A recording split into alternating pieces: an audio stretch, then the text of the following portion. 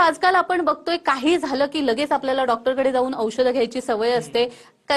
कोणी कोणी लोक असे असतात की स्वतःच मेडिकलमध्ये जाऊन औषधं घेतात आणि काही कालानंतर त्यांना कळतं की या औषधांचा काही परिणाम होत नाही. अशांसाठी ॲक्युपंक्चर कसं आहे? खरं तर हे नवीन युग आहे आता. आधी द्राक्ष यायचे त्याच्यामध्ये बी असायचं. आता कोणी बी वाला द्राक्ष खात नाही. तर ते जसं सीडलेस झालं, आता नवीन जगाला चाहूल पडली आहे ड्रगलेसची. ड्रगलेस ट्रीटमेंट म्हणजे ॲक्युपंक्चरच आहे. तसंच पूर्वी आता शुगर फ्री, तसं ड्रग फ्री होणारच झालं. आणि त्याला कारण काय आहे की आजाराला लोक थकत चाललेत. आजारावर जे औषधं घेतात त्यालाही थकत चाललेत. मग त्यांच्याकडे पर्याय काय? आणि त्याच वेळेला जर एखादी उपचार पद्धती ज्याच्यामध्ये औषध नाही हे नक्कीच रुग्णांना आकर्षित करेल.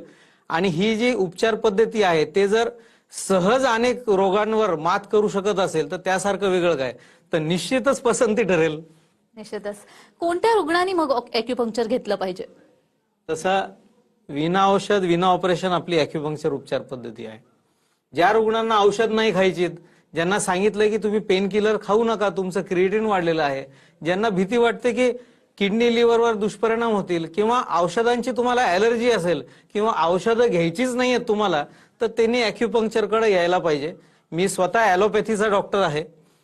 गेल्या 24 वर्षांपासून मला उत्कृष्ट असे अनुभव येतात ॲक्युपंक्चरचे आणि 90% पेक्षा जास्त रुग्ण सहज दुरुस्त होत असतील.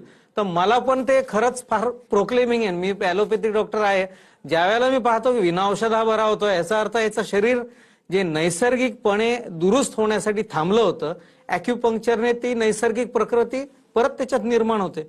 आणि मी स्वतः औषधीचा डॉक्टर आहे, त्याच्यामुळे मी ठरवू शकतो की याची औषधं वरच्यावर कशी कमी करायची.